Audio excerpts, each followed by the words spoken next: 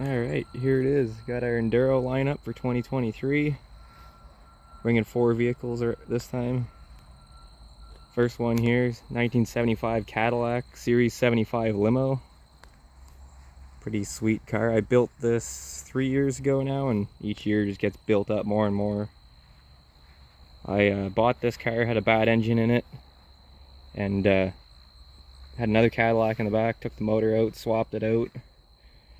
Pretty rotten, but frame's solid on it. Hasn't moved yet, and wrecked lots of cars with this thing. It's got a 425 now in it out of a 77 Cadillac Coupe de Ville. This was originally a 500 big block car. I did pull the motor out and keep it because I plan on rebuilding it for another project, but ended up putting this thing here in it. Runs, drives perfect. It's taken quite a beating over the years. This is the better side, the less messed up side. But pretty cool car.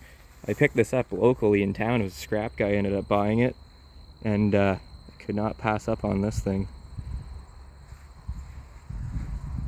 I'll have to do a separate video on this one. This one's pretty cool. Next one, got a Volkswagen Jetta. Actually ran this last year and came third place in the 4-cylinder class with it out of 86 cars, which was pretty cool.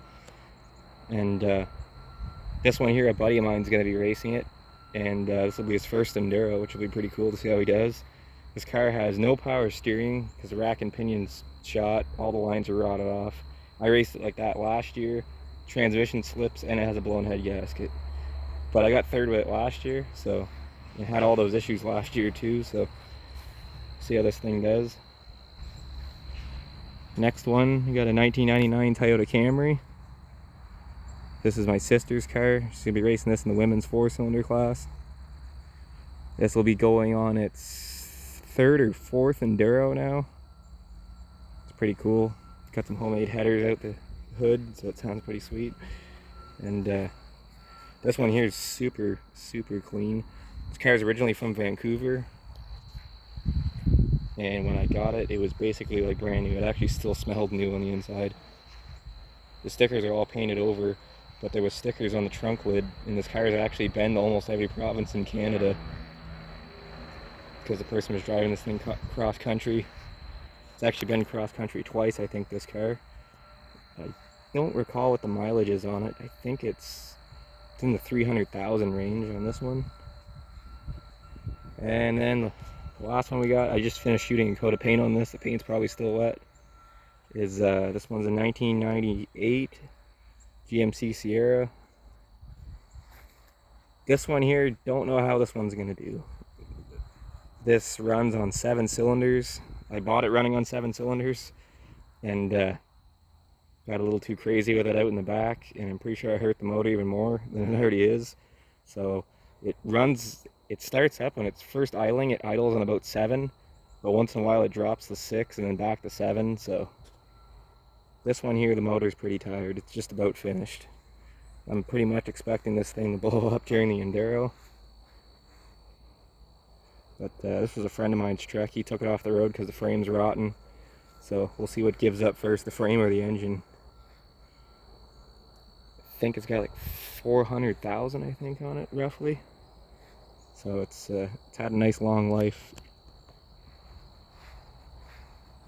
It does have a 350 in it.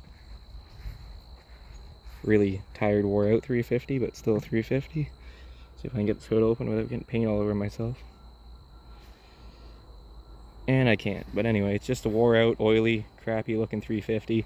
We put headers on this thing last night.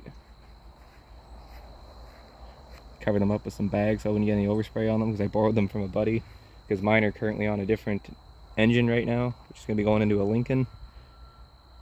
And yeah, that's about it for the enduro. This is the night before day one. Day before day one. Day one, I believe, is 4-cylinder ladies, 4-cylinder men, and V6s. So those two right there are going day one on Saturday. And this truck here and the big Cadillac will be racing Sunday. So it should be pretty fun. One thing I have left to do to the truck is shoot the screen on. And I moved the battery this morning, routed all the cables off the starter, and basically just got to cut a hole in that seat, jam that thing down in there, ratchet strap it, and then screen on the front. It should be good to go. So this is going to be the last time you guys see these cars in this condition. I'll make sure I do an aftermath on each and every one of them when we get them back home. And we'll see how many cars actually survive out of the 4 that we're bringing.